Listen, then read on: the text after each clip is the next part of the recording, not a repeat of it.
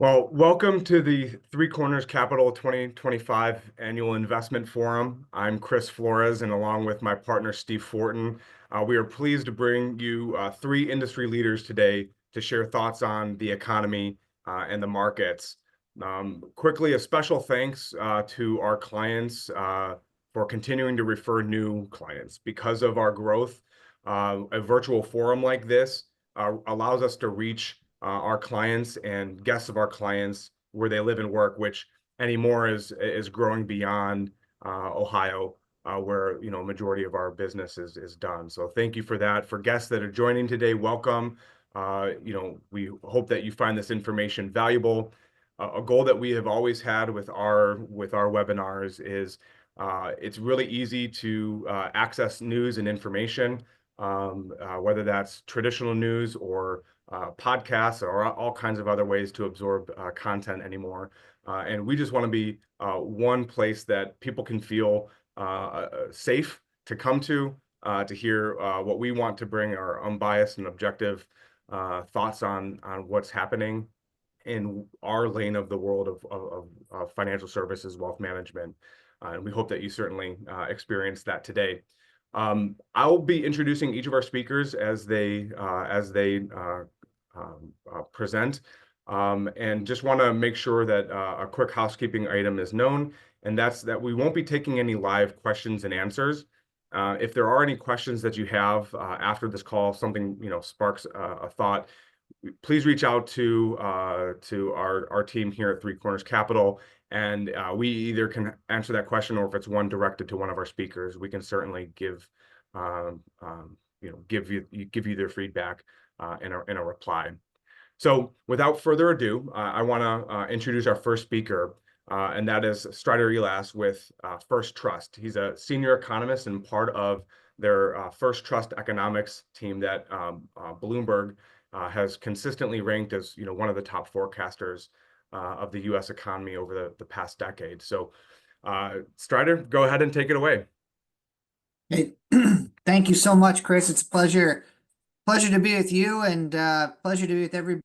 Obviously, a lot going on in the economy, and we'll try and get through as much as we can in the couple minutes that we have together. But I think so much of what we're dealing with really goes back to the period of time of 2020, really the shutdowns that took hold back in 2020 in March and April, and really the policy decisions that were made over that period of time. I believe we're now just really starting to feel some of those negative ramifications of payback from all of the stimulus that entered the system.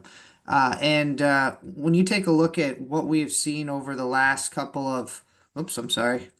Let me get you a different presentation here.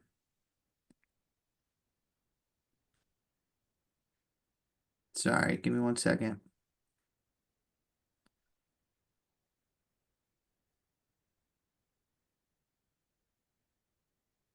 All right, this should be better.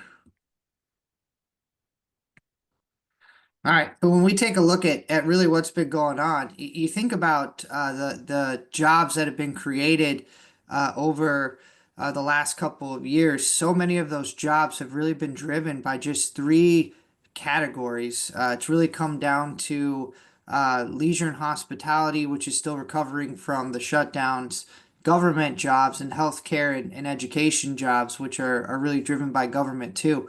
Those three areas have made up almost 80% of all the job growth that we've seen over the last 12 months. And to us, that's concerning. Usually, this is more around 40% for those three categories. And at the same time, we are seeing job growth decelerate. So we're looking at an economy we think this year that will probably continue to grow, but will be growing at a lot slower pace than what we've seen in the past. And when we take a look at the stock market today, we think things are look a little bit overvalued that you look at. So this is a year we believe that you need to be more diversified, where it's more important than ever to have a financial advisor to help you through and to pick areas that look attractive, but in a time where you do want to be more conservative. And when you take a look at the consumer today, I'd say things still look okay. Yes, household debt sitting at record highs, but just knowing the level of household debt doesn't tell us too much. We need to compare it to something else. And usually when households are taking out debt, they're taking out debt to purchase assets.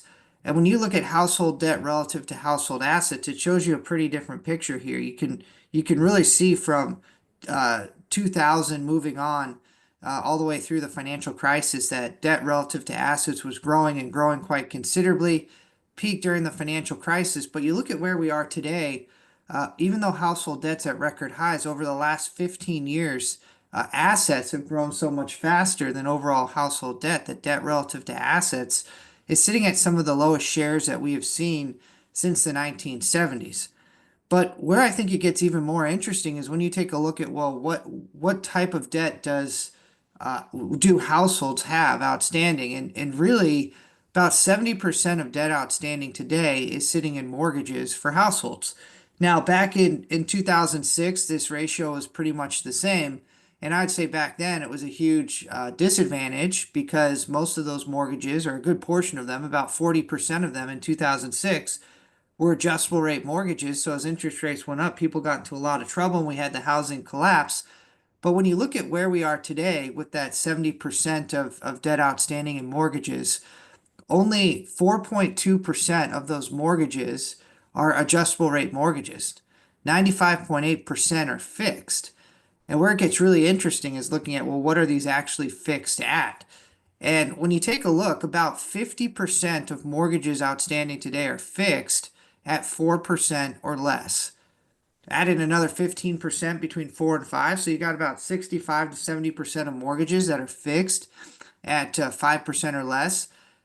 As interest rates have gone up, if you own a home, if you own that asset, not only have you seen prices go up, but you've also been able to lock in that ultra low rate. It's been very hard to get people off the sidelines to buy new homes or equivalent priced homes that and sell their current home, where all of a sudden their mortgage payment might go up 2, 3 times from what it was. It just doesn't make sense. So many people have been scratching their heads. Well, why haven't we seen a housing collapse? Well, a big reason is that supply and demand are pretty much in line. Yes, demand has come down substantially with higher prices, but or excuse me, higher interest rates and higher prices, but at the same time, inventories have just been non-existent. I mean, nobody's willing to put their home on the market. And so, although we've seen this weird phenomenon going forward here, I don't believe supply and demand are really going to get out of whack. I think even if interest rates do start to and demand, I think some of those people that weren't willing to sell their homes will start to put them on the market. So I think over the next couple of years, we should gradually see home prices continue to grow nationwide. And I wouldn't be expecting a housing recession anytime soon. But we all know inventories are super lean. I mean, this is a home for sale in San Jose, about 1.6 million. I live down in San Diego. You can buy this thing for about 2,700 square feet. They actually increased the price by 125,000, but in this great opportunity in that overview section, this home has an inactive meth lab and meth contamination. So for about 1.6 million, that's what you can get today on the market in San Jose. I mean, inventories are just extremely lean. But not only have we seen inflation in housing, home prices are up about 50% over the last 5 years, but we've really seen inflation across the board. And I think what's really important is to understand, why are we seeing this inflation? And we have a lot of people that are coming out and saying, well, it's because of the massive government spending. That's what's really been driving the inflation. But I'd argue that that's not really the case. It was the mechanism that brought the money into the economy was through government spending. But government spending in itself is not inflationary. It really matters how are they borrowing or taxing that money. And when you think about government spending, usually they're borrowing or taxing that money from the private sector. When they do that, they're essentially just taking resources from one side and they're moving it to the other side. The amount of money in the economy does not change when they're borrowing it from the private sector. But what happened and what caused the inflation back in 2020 and 2021 is that the Treasury Department borrowed that money instead of from the private sector, from the Federal Reserve. And the Federal Reserve created trillions of dollars of cash out of thin air, and they purchased from the Treasury Departments trillions of dollars worth of bonds. So now the Fed has all these bonds, the Treasury has all of this cash, And the Treasury took that money and they directly deposited it into people's bank accounts with stimulus payments.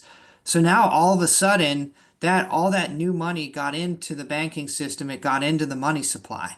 And that's what caused the inflation. It wasn't the government spending, it was the fact that it was financed through the Federal Reserve. Here's a look at money that's outstanding in the economy. You see from 1995 to 2020 that the money supply was growing by about 6% a year. And then look at that massive increase we saw in 2020 and 2021. In fact, money supply grew by more than 40% over that 2 year period. I mean, we've never seen anything like that before in history. And the second that measure started to tick up was when we got very concerned about inflation, because all inflation is just too much money chasing too few goods and services. If you grow the money supply by 40%, but you don't grow goods and services production by about 40%, you're going to have more money per good or service. And that's exactly what we have seen. And so moving forward here, when we talk about tariffs being inflationary, or as you hear, tariffs are going to be very inflationary, we've got a lot of data on this that shows that it's just not the case, because what really drives inflation is growth in the money supply, and that is not going to be caused by higher tariffs. But I think it is important to touch on two, I think, big areas of the Trump administration. Number one, government spending, and number two, tariffs. And we're hearing a lot about, with government spending, that Trump's going to be able to lower spending with the DOGE, the Department of Government Efficiency, and they're finding lots. They really are. And this is very similar, I believe, to that period of time back in the 1980s where Reagan had Peter Grace, who was then the CEO of W.R. Grace, come on and try and figure out ways to cut spending. And Peter Grace was able, he went back and over about an 18-month period from 82 to 84, he, along with about 160 other business executives, just ran through the government. And after 18 months, they came back to Congress and they said, hey, we've got about 2,500 recommendations for you. And if we do this, we can reduce the deficit by about 424 billion over a 3 year period.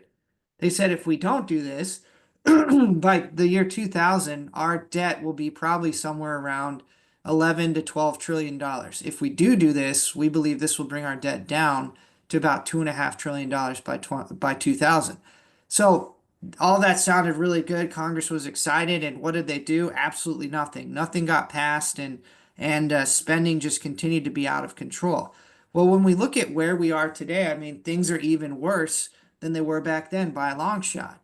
But the reality, too, is that things are worse from a standpoint of what can actually be cut. You look at the mandatory programs here, Social Security, Medicare, Medicaid, other mandatory, I'm guessing is mandatory, defense spending, and then net interest. Basically, all of those are, I'd say, mandatory programs. That only leaves this little category here, which is about 13% of government spending. Even if we cut all of that tomorrow, we would still see a dramatic increase in spending over the next 4 years. That increase over the next 4 years would overwhelm and take up all of that 13% cut that we'd see even this year, if it was even possible. But the reality is that something has to be done. When you look at revenues coming in, they amount to about $5 trillion, which means we're expected to run almost a $2 trillion deficit again this year.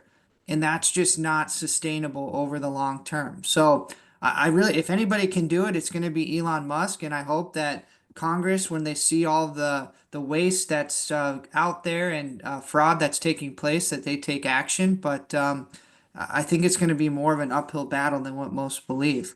And looking at the tariff side of things, I think it's going to add more volatility to the markets. We've already seen it. And if you go back to 2018, when Trump really started to push tariffs, same thing happened. We saw a lot of volatility. But will it be inflationary? And I don't believe so, because the reality is that, again, we're not increasing the money supply. Imagine you have $100 and now the stuff that you buy gets tariffed, say 25%, or let's just say 100%. Say you spend $10 of your $100 on items coming in that are being tariffed. Now you have to spend $20. Well, that leaves you less money to spend elsewhere in the economy. you're not spending more money, you're spending the same, which means you're spending less in other areas of the economy, meaning prices in those areas will probably go down. So net net, you're not going to really see too much of an increase in prices. But I think it is important to go back and look at what is Trump doing? Why is he using tariffs as a measure? And I believe it was pretty effective back in 2018. When I remember doing research back then, the biggest piece of information I came about was right here. This is from the Chinese State Council Executive Meeting back in 2018. Now, for those of you who can't read Chinese, let me translate this for you. And it says, really, the bottom line, the total tariff level of China was reduced from 9.8% to 7.5%. Now, China, their simple average tariff had been around 10% for a long, long time. And then all of a sudden, something changed where they dropped it. Well, what was it? Well, obviously, it was the pressure that Trump put on them. And I think when you take a look, they had about 8,600 items that they had tariffs on. They cut tariffs on about 38% of all these products in 2018. So I think the pressure that Trump put on worked, and I think he believes it, and that's going to continue to happen moving forward here, whether you agree with tariffs or not. But I think really the way that Trump looks at what's going on with the United States is here's our top 10 biggest trading partners here. Here's the average tariff we charge on goods coming into our country. Here's the average tariffs on goods coming into their countries.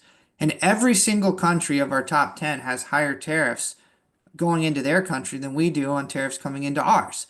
Now, Trump looks at this from a business perspective and says, well, that makes it very hard for our businesses to compete in these other countries, for our exports to be able to grow.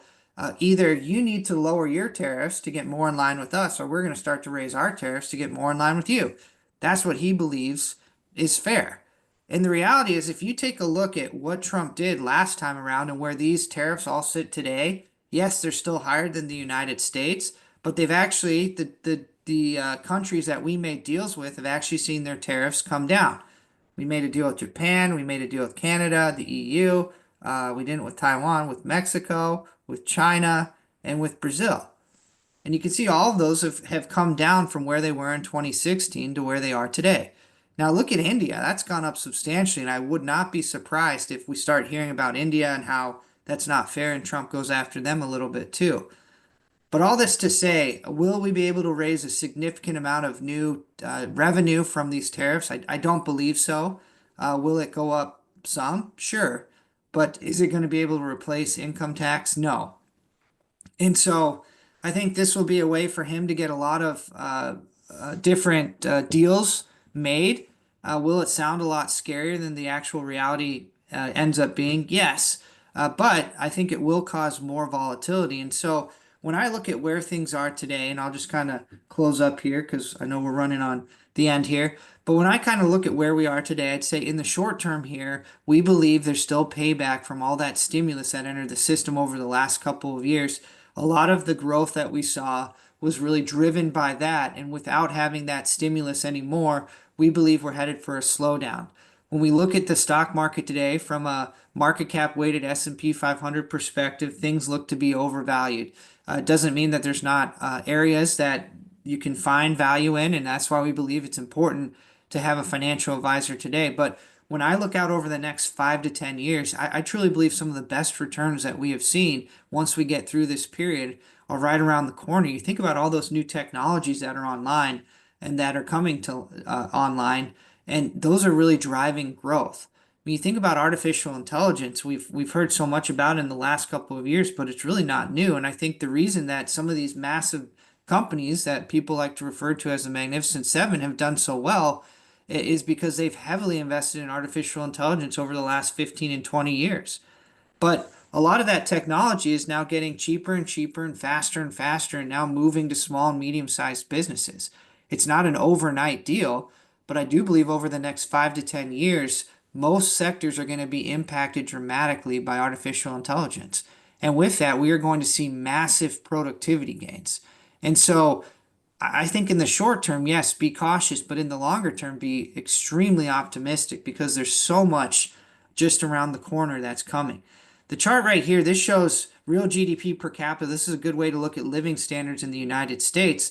And really it doesn't, they don't increase every year, not all the time, but over time. And I think that's what's really important to remember. Think of all the terrible things that happened over this period, and yet despite that, living standards over the last 175 years are up more than 20-fold. 20-fold. And to me, that's amazing. And what it really comes down to, I think, Thomas Sowell is one of my favorite economists, definitely favorite living economists. And if you've never read anything by him, I highly recommend anything that he's written. He's written over 100 books. Amazing. But I love this quote. The caveman had the same natural resources at their disposal as we have today. And the difference between the standard of living and ours is the difference between the knowledge they could bring to bear on those resources and the knowledge used today.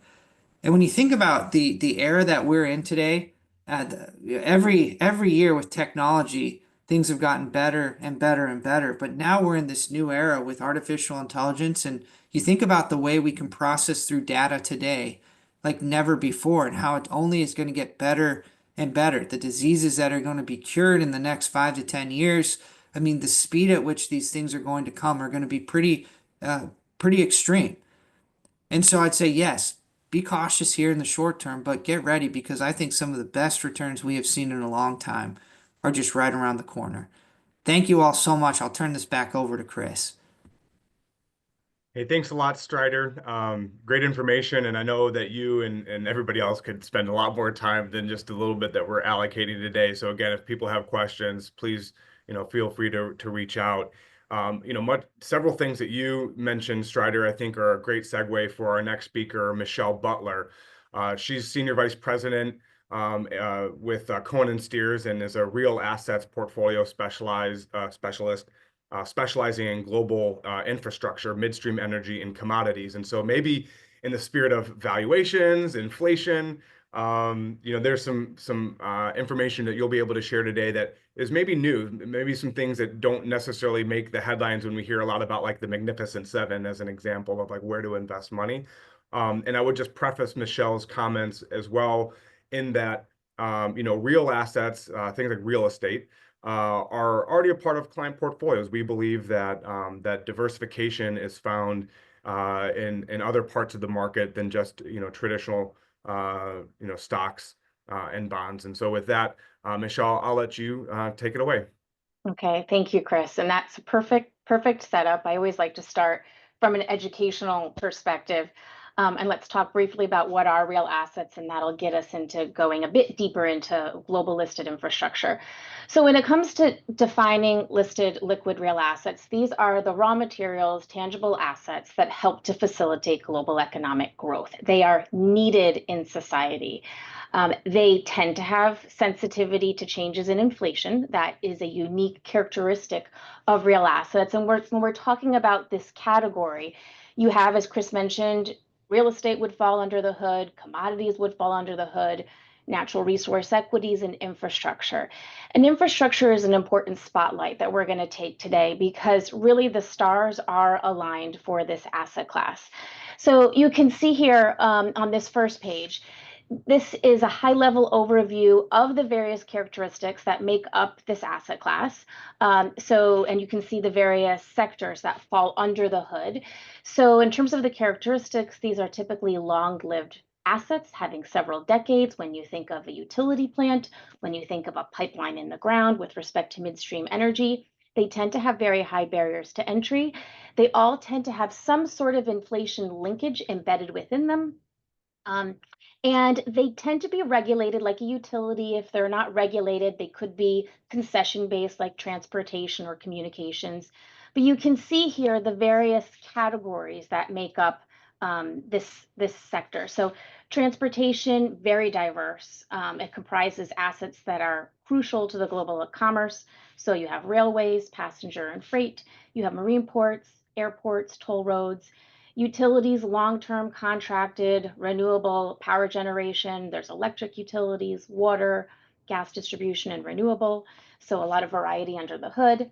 In communications, that's benefiting from the rapid growth that we're seeing in wireless data, wireless data usage through smartphones and other connected devices. We're looking at a smaller segment within communications specifically that fits the definition of infrastructure, like towers and satellites and data centers. And why is that? It's because those entities, those businesses have long-term contracts. They have those predictable cash flows. They fit the definition. And then energy, that's midstream. So not just midstream pipelines, which typically comes front of mind when you're thinking midstream, but also midstream processing, midstream storage facilities. This is primarily in North America. It can include LNG, liquefied natural gas.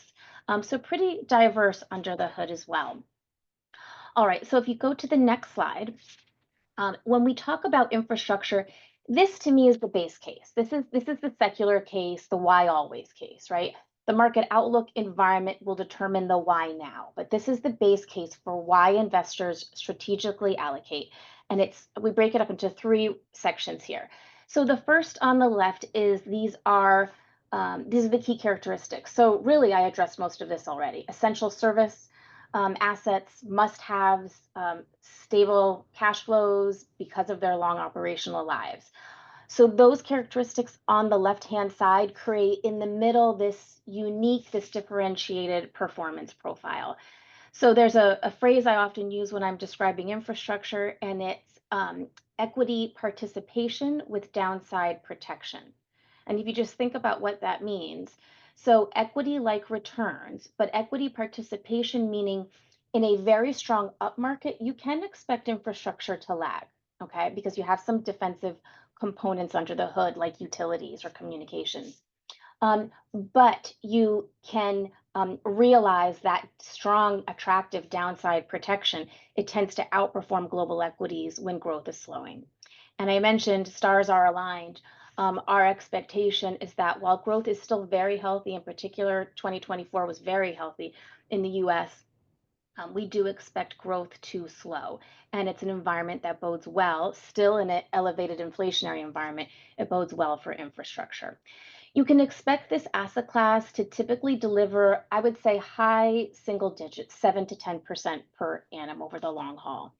And then on the right-hand side, this is an asset class that requires continued investment. And that's a good thing because that means there's always demand for this asset class. Meaning in developed economies, it's improving and investing in aging infrastructure. So lots of examples of this throughout history. We had the Flint, Michigan water crisis, the Geneva Bridge collapse, but there's many examples in developed economies where we need to continue to improve our infrastructure. And then in emerging economies, you have building new, so building new roads and bridges and so forth to meet the growing megatrends like population growth and urbanization. So next slide, let's put some numbers around this. So to give you a feel for numbers, so here's upside participation with downside protection. So absolutely an equity-like return, these are equities, but you can see typically over the long haul, a bit less than global equities, but on the right, you'll see that very attractive standard deviation, typically 200 basis points less, and very attractive downside capture, as well as nice beta, so good diversification versus global equities. So now let's switch gears and let's actually go back, please. And let's go to page 9. Thank you. And okay, perfect. So this is valuations. So I've talked a bit about macro. The macro environment is favorable. I want to talk a little bit about valuations. So valuations look really unique today for infrastructure. So what you're looking at here is the chart on the left-hand side highlights infrastructure in navy blue versus global equity valuations, and the measure that we're using is EV to EBITDA. Typically, you can see infrastructure trades at a premium to global equities. And the reason for that is because there's typically value seen in the defensiveness of this asset class. But take a look on the right-hand side where we really hone in on just the spread, and infrastructure is trading at a very unique discount to global equities versus history. This goes back to 2010. So again, typically the asset class trades at an average 10% premium. Today it's at a 13% discount. So an attractive macro environment, valuation is looking really good for this asset class versus global equities. And then if we go to the next slide, which is the last slide that I wanted to end with, I want to talk through briefly some of the key tailwinds from a fundamental perspective that bode well for the asset class today. So I mentioned a lot of diversification under the hood with these four big sectors, and I repeat them here for you. So if you take utilities, and remember with utilities, you have electric, water, gas distribution, renewables. This is typically a highly regulated industry sector. It tends to be defensive. You have water utilities in there, they tend to be the most defensive. But what's exciting for a somewhat, I would say, boring sector, as it's told, right? It's defensive, is opportunities for continued deglobalization, which we're still only in the early innings of this, compounded by higher power demand that we've seen driven by the AI boom. So higher power demand for data centers, which where are you getting your power from? It's typically coming from natural gas to some extent, although much less so than in the past, coal and renewables. Those are the key drivers, as well as nuclear. And utilities are the ones that produce, that generate, that transmit that power. So that's utilities. A lot of exciting growth opportunities under the hood there. The second would be transportation. Transportation is more bifurcated by region and by underlying subsector. So a marine port is different than a freight rail company, as an example. And so that will very much vary by region. And it really speaks to the importance of active management in a space like infrastructure, where inefficiencies can really avail opportunities. Telecommunications, so this is, as I mentioned, this call on data, this insatiable appetite for more data, for faster data. And we are, after 5G, we will have a 6G, likely in the 2030 timeframe, but we continue to see massive growth and investment in that sector. And then finally, midstream energy. And midstream energy has done a lot over the last, I would say, 7 years or so to right the ship and improve its corporate governance, improve its balance sheets to the point where, broadly speaking, midstream is swimming in free cash flow right now. Last year, midstream returned over 40%. Again, the best performing segment of the energy value chain. Again, it has a history of this. And we see vast opportunities, both in the corporates as well as in MLPs, but in particular in the higher quality corporates. And I would say even more so in a lot of the natural gas exposed names that are benefiting from the data center theme. So with those comments, we talked about education on infrastructure, we talked about the base case, so the secular case for investing, and then dripped in some why now comments with respect to the macro environment, valuations, and fundamentals. And I will stop there. Thanks so much, Michelle. And again, just to emphasize the value of a discussion like that, I don't know that when I turn on a CNBC or something like that and you know, reading an article on the Journal or Bloomberg, I don't see a lot about marine ports and you know railroads and things. And so I think you know the discussion, the opportunity to kind of look at parts of our economy, the investment world, and tie that to real things that drive you know real value for us is really helpful. So thanks for covering that. Our next topic, I want to preface a little bit too, maybe first by saying this is not a recommendation to buy or sell, but we wanted to introduce the concept of you know crypto currency, crypto assets, crypto in general, however you might describe it. You know, maybe with a kind of a laser, a little bit more of a laser focus of something like Bitcoin. And really, the reason we want to do that is these types of investments have been around for a while now, but they've grown in popularity, and there've been a lot of headlines in the last couple of months. And you know, our job is to bring ideas, information to our clients, so that again, you're able to sift through the noise and hear from some you know well-respected people. And there's really nobody that I would say, well, there's maybe other people, but there's nobody that I could thank more than Jack Manley with JP Morgan Asset Management to speak today. He's someone that's seen on Bloomberg, CNBC, and Fox Business and other outlets, and he's the global He's an executive director and global market strategist with JP Morgan Asset Management. So great person to help us just introduce the what's and the whys and the things like that. So Jack, I'll let you take it over.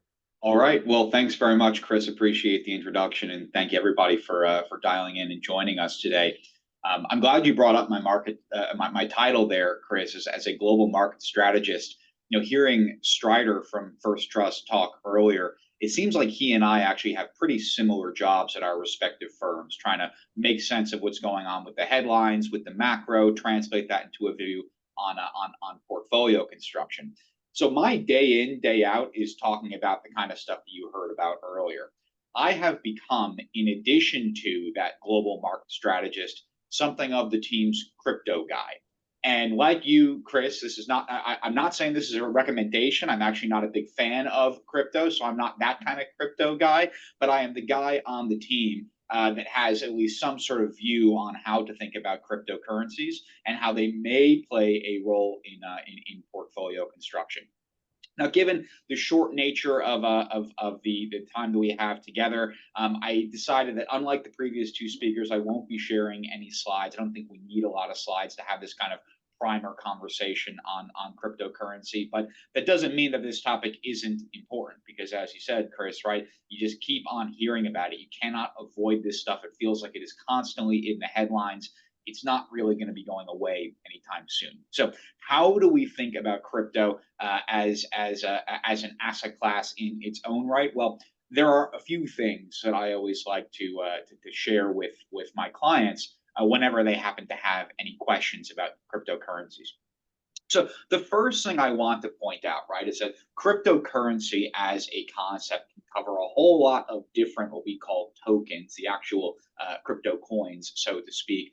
But when most of us talk about cryptocurrency, what we really mean is Bitcoin. Bitcoin and crypto have become sort of synonymous. Bitcoin is the first example of a cryptocurrency. So there you go. It's got first mover advantage. It also represents about 60% of the overall cryptocurrency market capitalization. So it is not just the largest cryptocurrency out there. It is the majority of the cryptocurrency space. And of course, as we know, per what Chris mentioned in his introductory remarks, the soar or the astronomical rise in Bitcoin prices in particular, where now they are floating right around 100,000 a coin, up about 40% from where we were about a year ago, has very much kept this thing top of mind, right? It glitters, it's shiny, it's exciting, and everybody wants to know, hey, can I also get rich by buying something like Bitcoin?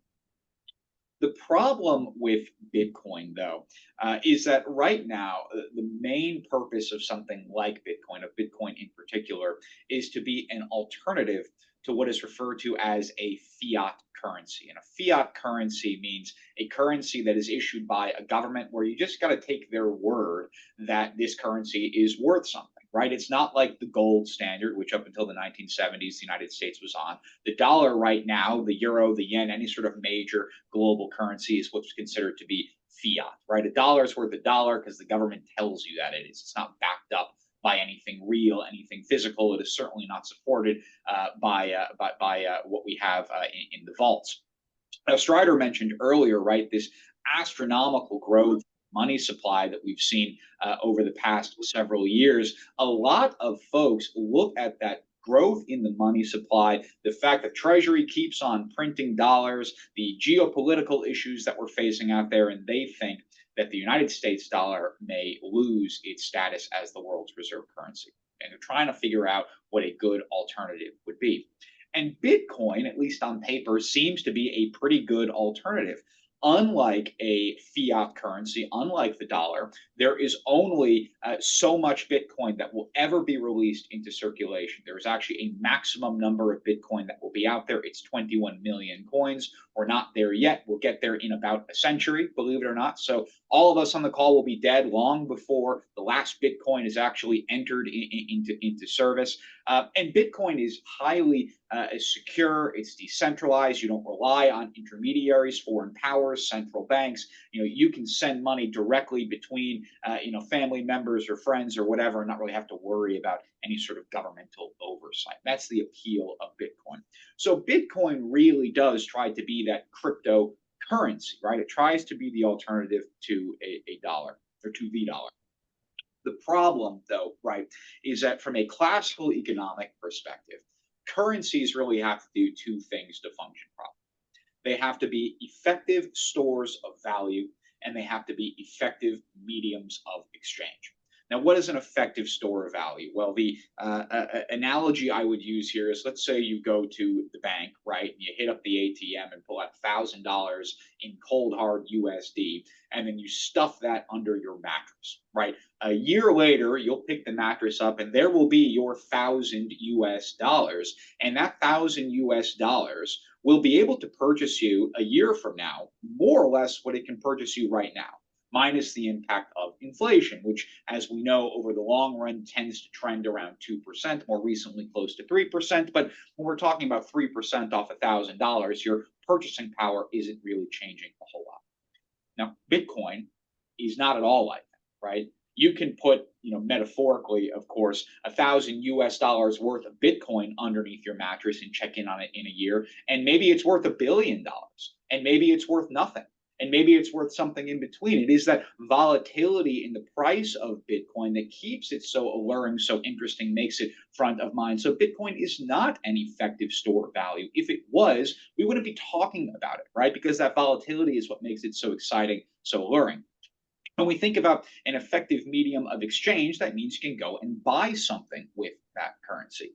And unless you're trying to buy some illegal stuff off the internet, Bitcoin is not particularly useful. You cannot go to Starbucks and buy a latte with Bitcoin. You can't pay your doctor in Bitcoin, right? You can't go out to eat at a nice restaurant and pay for your bill in Bitcoin. Bitcoin, despite trying to be a currency, actually fails pretty miserably at it, which means that it's not really a currency so much as it is an asset, like a stock or a bond, right? But unlike a stock or a bond, there's no income stream associated with Bitcoin, right? There's no dividend, there's no coupon. So, okay, then it's going to function more like a commodity, gold or oil, for example. But unlike gold or oil, there's no real world application for this stuff, right? You can't eat a Bitcoin. You can't make a watch out of Bitcoin. You can't fuel your car up with Bitcoin, which means ultimately that Bitcoin is just worth whatever the other guy on the other side of the ledger is willing to pay you for it. So when we think about Bitcoin, we have to acknowledge, right, that it's not an ideal place to invest. There is no intrinsic value. And ultimately, my own personal belief is that this is one big, enormous house of cards, and that all of it's going to fall apart at some point, and whoever else will have to hold in the bag is going to be sorely disappointed. However, that doesn't mean that between now and then, it can't make you fabulously wealthy. Because I have been saying this same thing for the last few years, and it feels like, over these last few years, anybody that ignored my advice and put money into Bitcoin is a lot richer because of all of this excitement. And what that ultimately means, right, is you cannot ignore this stuff. You have to continue to pay attention to it. But if you are going to invest, quote unquote, in something like Bitcoin, you have to understand exactly what it is that you're doing. Be willing to tolerate a loss all the way down to zero. Think of it like you're going to Vegas and betting on a roulette table. And don't think of this as being a serious component of your portfolio in the way that a traditional stock or bond might be, or in the way that an alternative like an infrastructure style asset may be. So with that, Chris, I will pass things back over to you, kind of a quick and dirty on the space, but hope this was at least somewhat helpful. No, that was fantastic. And, one of the words that comes to mind, and Steve will wrap us up here, but the word that comes to mind is speculation. And, when we look at what we do for our clients, we think this is obviously a space we want to pay attention to. Our job is to be educated. We spend time learning for our clients. But at the end of the day, our clients, the way that we operate as stewards of wealth and prudent diversifiers of capital, we're not being looked at to speculate, and that could be one, obviously, risk reward, massive upside, massive downside, but it's also liquidity, and the market's changed, and there's now ETFs that track Bitcoin, which I guess in a large regard increases liquidity, but you're not actually owning the thing. So there's a whole world of things we're still trying to learn, but really appreciate your comments, Jack. I think that was really a great intro for our clients. So Steve, I'll let you take us home. All right. Thank you, Chris. And thank you, Jack. Yeah, that was a really nice overview of a very complicated topic. And like you, and Chris and I share the same concerns. How is this an asset class and what happens when it becomes, too big and then a lot of people, lose money. And so the concerns around, crowding out other viable asset classes is real, I think. So thank you very much. And I want to say a big thank you to all three of our panelists today, Strider, Michelle, and Jack. Your thoughts and insights have been great, very helpful. And thank you to all of our clients and guests who attended today. We're very pleased to share that our next quarterly investment webinar will be on Wednesday, May 7th, with none other than Jack Manley of JP Morgan Asset Management. So Jack, we're excited to hear you talk about other things than Bitcoin and crypto. So again, if anybody has any questions about today's discussion or you'd like to discuss your personal planning or your portfolio, please feel free to reach out to us anytime. And again, thanks again. Everybody have a great day. Take care.